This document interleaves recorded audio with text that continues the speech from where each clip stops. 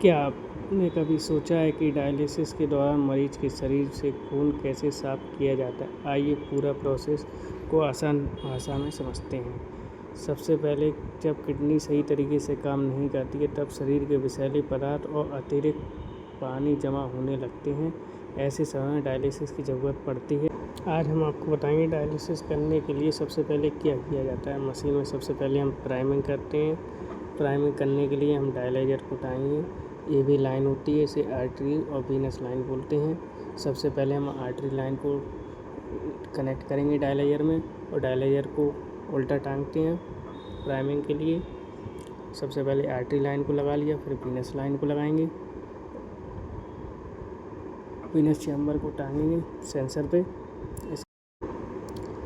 हमने पूरे सेट को लगा लिया है। आईवी सेट कनेक्ट करने के बाद हम ब्लड पंप की स्पीड को बढ़ाएंगे और स्टार्ट करेंगे प्राइमिंग के लिए। सब ये प्राइमिंग स्टार्ट हुई है तो आर्टरी जो चैम्बर होता है उसे उल्टा टांगते हैं। अब ये पूरा भरने के बाद हम सीधा कर देंगे जिससे कि अब एनएस जाएगी और सारे जितने भी क्लैंप हैं उन्हें अच्छे से बंद कर लेंगे। बंद करने के बाद अब हम चैम्बर पे देखेंगे, देखिए एयर निकलना चालू हो गई है। अब इसे हम थोड़ा बहुत इसकी जो एयर है उसे एयर को निकालेंगे। एयर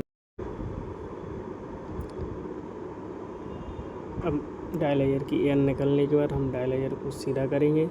इसके बाद हम कपलर को लगाएंगे। ये कपलिंग होती है, क्रॉस वाइज लगती है। और वीनस चैम्बर को हम सीधा करेंगे, हल्का सा खाली कर देंगे और आर्टरी चैम्बर को भी, और सेंसर पे मशीन को लगाएंगे। ये ट्यूबिंग पूरी फिक्स करेंगे। उसके बाद हम हेपेरिन को लोड करेंगे सर्किट में लगाने के लिए और डायलिसिस के समय यूज किया जाएगा पूरा हेपेरिन।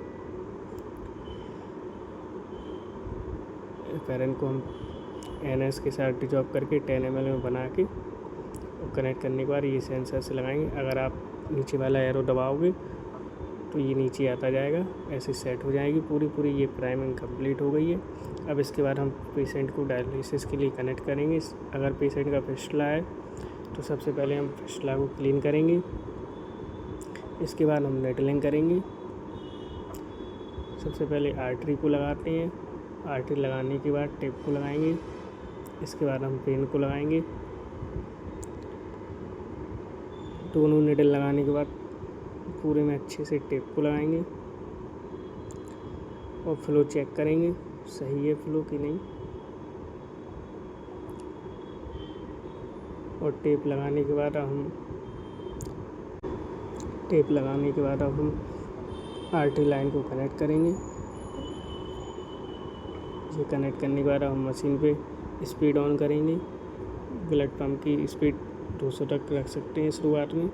इसके बाद हम यूएफ को सेट करेंगे। यूएफ सेट करने के बाद ऑन करेंगे। अब ये हमारी डायलिसिस स्टार्ट होती हुई।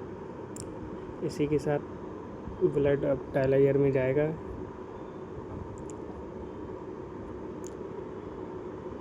आप अपने हिसाब से टाइम चेंज भी कर सकते हैं। ये 4 घंटे का प्रोसेस होता है पूरा। और जब डायलिसिस ब्लड आ जाए सेंसर मशीन स्टॉप हो जाएगी। इसके बाद हम वीनस लाइन को कनेक्ट करेंगे। अब हम इसके बाद डायलिसिस क्लोज कैसे की जाती है ये देखेंगे।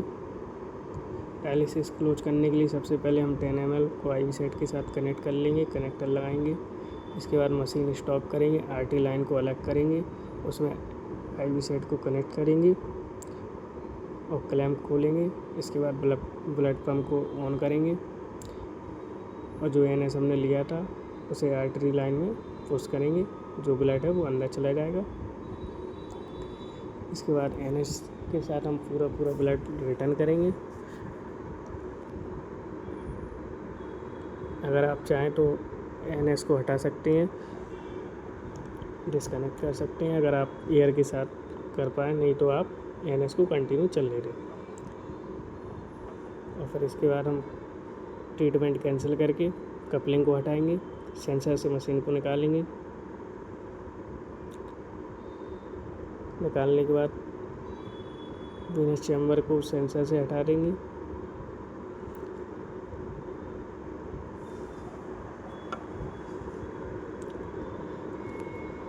अभी धीमे धीमे ब्लड रिटर्न होता होगा। और जब एयर आए तो पहले क्लैंप को पकड़ के अच्छे से ब्लड को स्टॉप ही कर देना है, दूर से बंद करके अलग कर देना है। और फिर जो वीनस लाइन में ब्लड है उसे फ्लैश कर देंगे। इसके बाद अब हम निडल को हटाएंगे।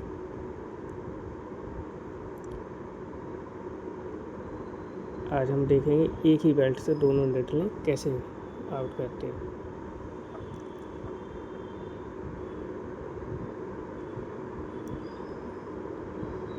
सबसे पहले टेप को निकाल देंगे अच्छे से दोनों को। इसके बाद आर्टरी पहले जो आसपास ब्लड आ जाता है कभी कभार डायलिसिस के दौरान, इसे क्लीन करेंगे। इसके बाद आर्टरी लाइन को हटाएंगे। जो आर्टरी वाली नीडल होती है उसे निकालेंगे क्योंकि उसका फ्लो ज़्यादा होता है। इसके बाद हम वीनस को हटाएंगे। वीनस नीडल दोनों को हटाने के बाद अच्छे से पकड़ेंगे और क्लीन करके बेल्ट को बांध देंगे। इस तरह से हमारी डायलिसिस कंप्लीट होती हुई पूरी, और पेशेंट की फिस्टुला बेल्ट भी बांध दी है। अगर वीडियो अच्छा लगा हो तो लाइक करें, शेयर करें, कमेंट करके ज़रूर बताएं। मिलते हैं नेक्स्ट वीडियो में।